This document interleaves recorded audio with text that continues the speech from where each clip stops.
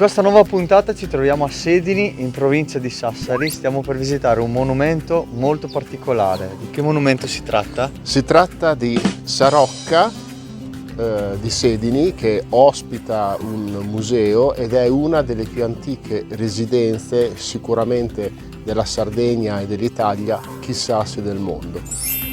Vi ricordiamo di seguirci sui nostri canali YouTube, Facebook, Instagram e TikTok, iscrivervi, mettere like eccetera, e andiamo a vedere che cosa ci riserva questa casa. Andiamo. Ma subito dopo? Ah, la sigla!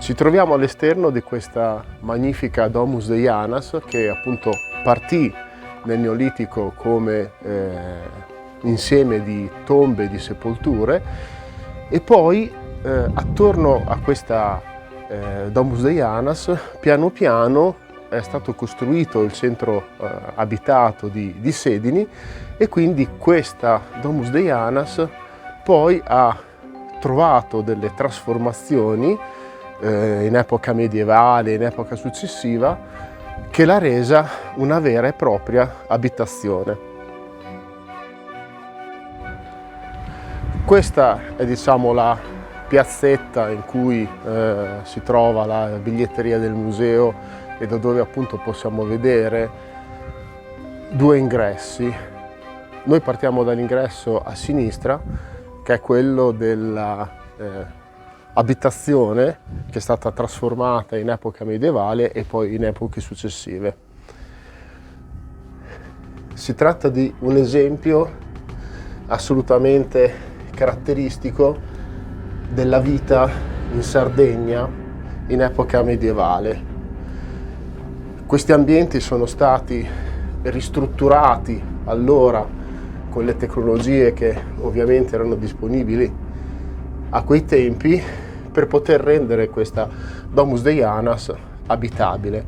Voi tenete conto del fatto che una volta questi erano cunicoli molto bassi, cellette molto piccole, poi appunto con l'opera umana diverse pareti sono state abbattute, poi ci immaginiamo che anche alcuni soffitti siano stati abbattuti per renderle più alte, fino a farla diventare una vera e propria casa abitabile. Qui vediamo una sorta di ingresso e qui a sinistra entriamo dentro a quello che viene chiamato opificio, per cui un ambiente dove venivano effettuate alcune lavorazioni che servivano per la vita della casa. Questo è anche un ambiente in cui forse ogni tanto sostava anche l'animale, anche l'asino, che era appunto la forza motrice delle varie operazioni in campagna, forse anche qualche maiale in attesa di diciamo essere poi utilizzato dalla famiglia. E poi sempre tenete conto del fatto che qui si trattava di ambienti molto piccoli, stretti, angusti, in epoca medievale, sempre con le tecnologie che erano disponibili allora. È stata, diciamo, creata questa scala per poter salire al piano superiore e poter accedere ad un secondo ambiente, che era l'abitazione vera e propria.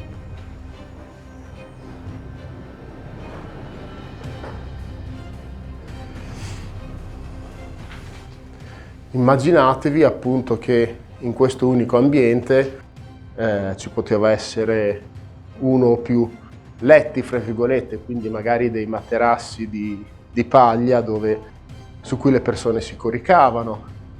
Come potete vedere, qui c'era un focolare per poter eventualmente lavorare il formaggio, quindi scaldare il latte e poterlo appunto trasformare in formaggio, e sicuramente decine e decine di altre operazioni. La cosa molto particolare che ci ha catturato la vista fin da subito è questo soffitto così nero, perché è appunto l'insieme della fuliggine, del fuoco e diciamo altre attività ha portato a questo inscurimento del soffitto. C'è stato detto anche che ad un certo punto, quando sono arrivati gli spagnoli, questa per circa una cinquantina d'anni ha rappresentato anche una prigione sostanzialmente. Infatti diciamo che forse era veramente impossibile fuggire da qui. Usciamo da questa parte della Domus Deiana per poter entrare in quest'altra parte. Qui abbiamo avuto una primissima pesante ristrutturazione in epoca medievale e poi dopo nel Novecento, qui soltanto nel Novecento, ad opera di questo signore, le cui iniziali le vedete qua sopra, VGA.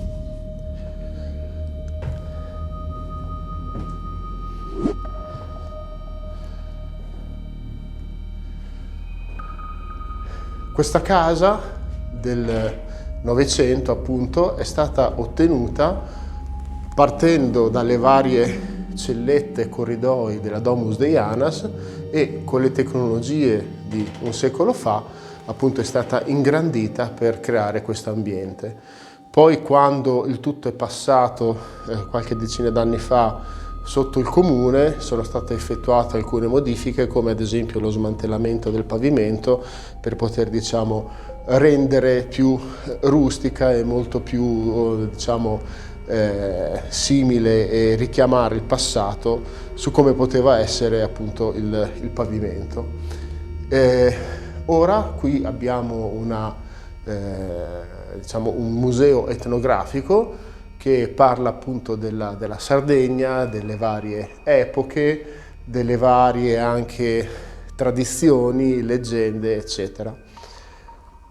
Passando nella parte inferiore andiamo a vedere una parte della Domus Deianas che è stata ricostruita, ma che però rende appunto l'idea.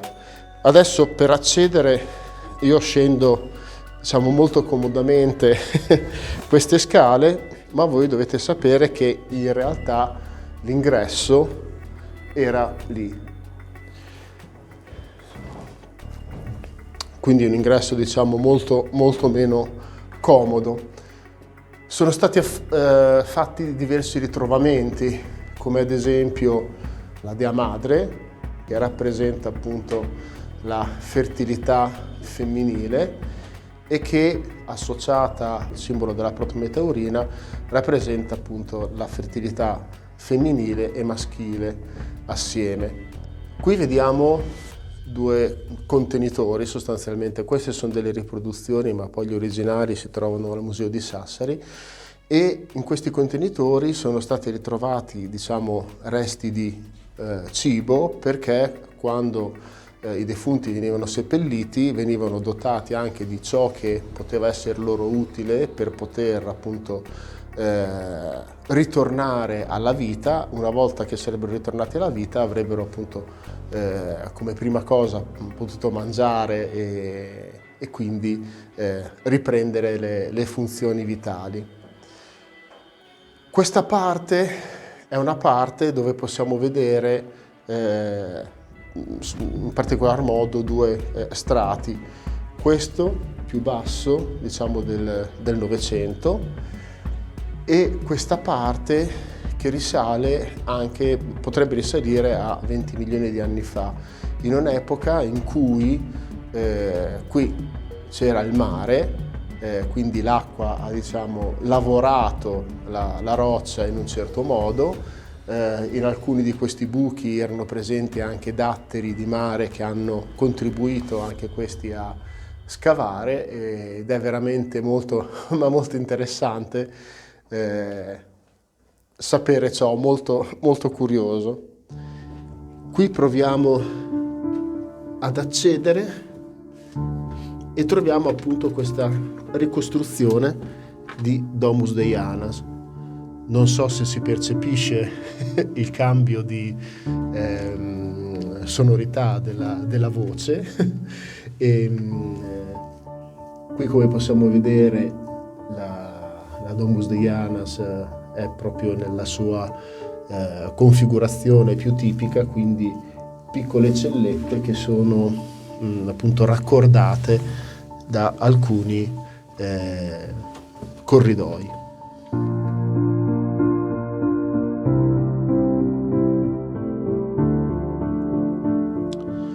Ricordiamo che queste sono tombe, ma tombe che comunque volevano anche in qualche modo rappresentare una sorta di sosta, diciamo, del defunto, che veniva disposto in forma rannicchiata, raggomitolata, come lo è il feto, e quindi proprio una sorta di volontà, di desiderio che poi, oltre alla morte, ci fosse una fase successiva di vita. In una delle stanze di questa casa è stata collocata una mostra che riguarda le streghe, erbe officinali e magiche, ed è anche questa una testimonianza di una cultura veramente molto forte, soprattutto in Sardegna, che riguarda la magia, riguarda le streghe, e ci sono appunto anche le storie di alcuni processi che sono avvenuti in questa regione della Sardegna che si chiama Anglona, a carico di alcune streghe. Bene, ora possiamo uscire da questa stanza e recarci al piano superiore.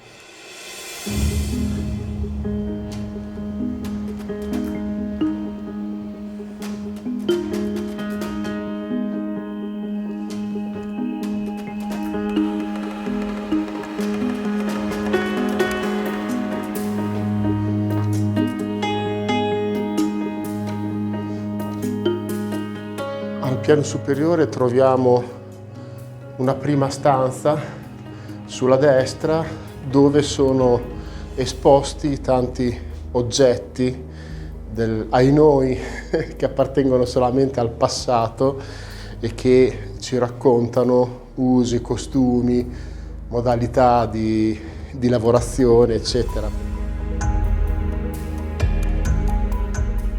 Uscendo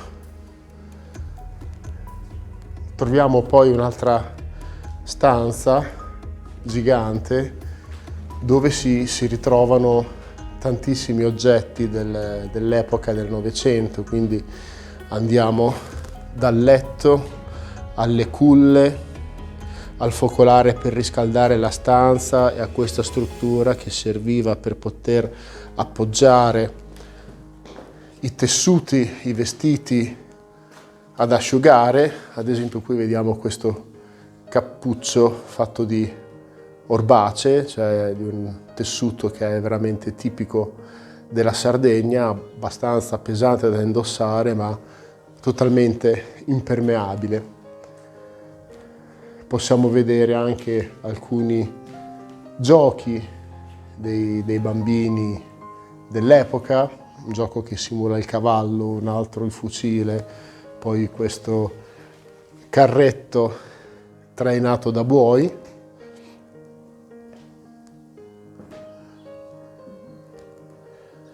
E tantissimi altri oggetti, dai ferri da stiro dell'epoca.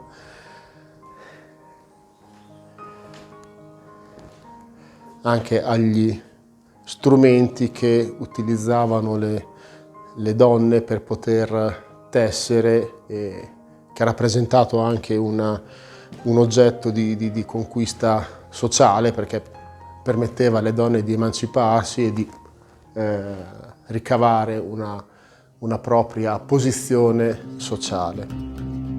Si conclude così questa magnifica passeggiata partita dal Neolitico per passare al Medioevo, al Novecento e oggi qui al Museo della Rocca di Sedini. Ringraziamo tantissimo tutto lo staff che ci ha permesso di poter realizzare questo meraviglioso filmato. Vi ricordiamo di seguirci sui canali YouTube, Facebook, TikTok e Instagram, di iscrivervi e lasciare like, e assolutamente venite a visitare questo museo. Che aggiungere di altro? Nulla. Alla prossima, ciao.